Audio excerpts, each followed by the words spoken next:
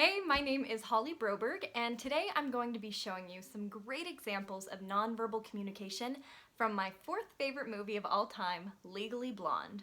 Basically, nonverbal communication can be defined as the transmission of messages, but without words. Though there are several different factors that play into nonverbal communication, I'm specifically going to focus on kinesics, which is the study of the use of the body to communicate. We're going to look at some examples of communicating via tone, facial expressions, touch, gestures, and posture, all from the movie Legally Blonde, which follows the story of the oh-so-fabulous Elle Woods as she transfers to Harvard Law School to become a lawyer and chase the man of her dreams. Okay, so first, let's talk about tone, otherwise known as paralanguage, which is the vocal elements we use behind the words that we speak. These sound elements include pitch, pause, rate, stress, and the volume at which one speaks. Though paralanguage includes actual verbal communication, it is the sound elements you use when you speak that give off the nonverbal cues. For example, if you're really excited about something, you may increase the volume of your words as you yell in excitement. Or perhaps if you're angry, the pitch of your voice may go up, like how Else did when her boyfriend Warner broke up with her. I think we should break up.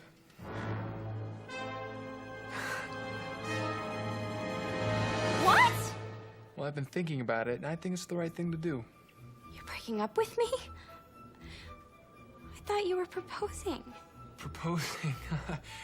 Elle, if I'm gonna be a senator, well, I need to marry a Jackie, not a Marilyn. So you're breaking up with me because I'm too blonde? Well, I do love you. I just can't marry you. You have no idea the pressure that I am under. My family has 5 generations of senators.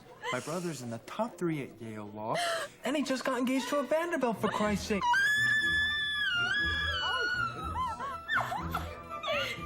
The face and the eyes are usually one of the first things we notice about a person, especially in communication.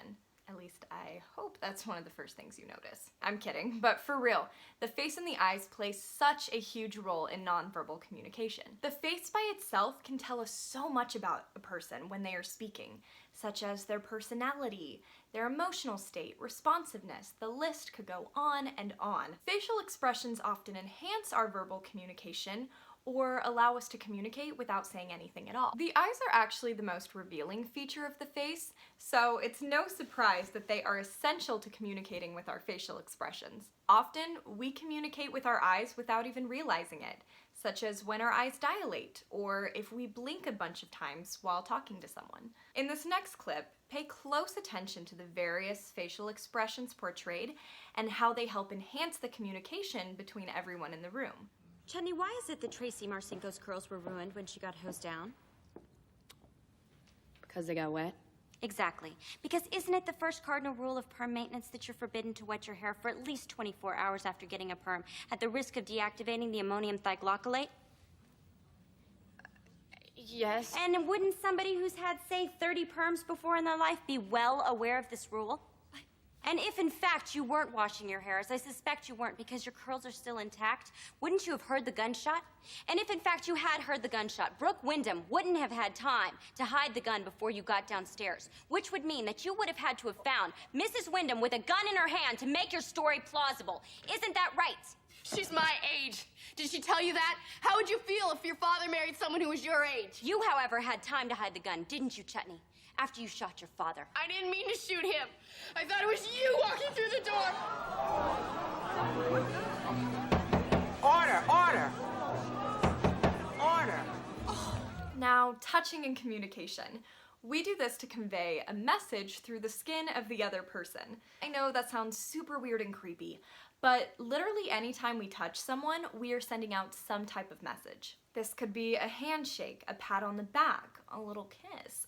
It could literally be anything. Usually touch and communication is seen as a positive thing. Take the scene where Elle goes to her friend Paulette to say goodbye because she feels like she is a failure. Paulette leans in to give Elle a big hug because she is trying to communicate that she empathizes with her and feels compassion. On the other hand, there are times where touch is used to communicate negative feelings, such as anger, which is portrayed in the next clip, even though it's just pretend. Look, I'm not gonna go out with you. I can't believe you'd even ask. Girls like me don't go out with losers like you.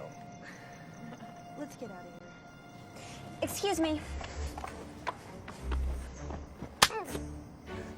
Why didn't you call me? What?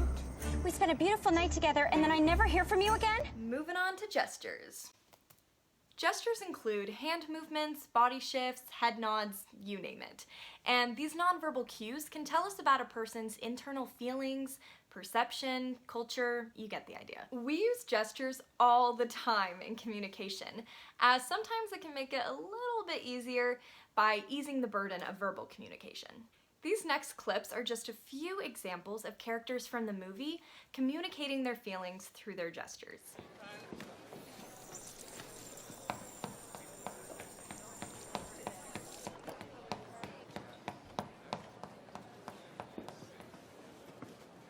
Don't stomp your little last season Prada shoes at me, honey. I guess we're done for today.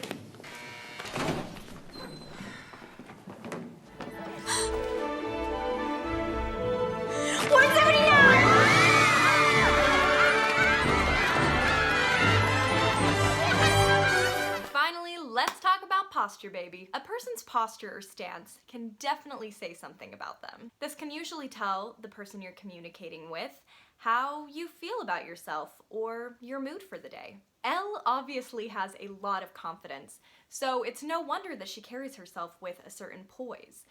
This communicates to the people around her that she is secure with who she is, and she knows her worth.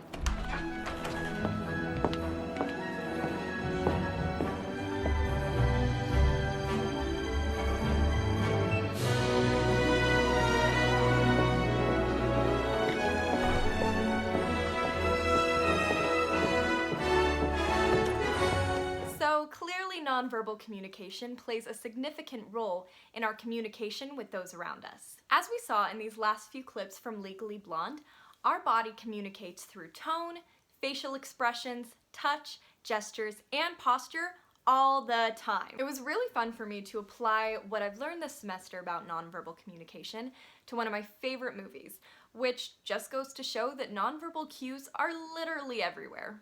Overall, I learned so much more about nonverbal communication from this project, and I also learned that I should never chase a man to law school.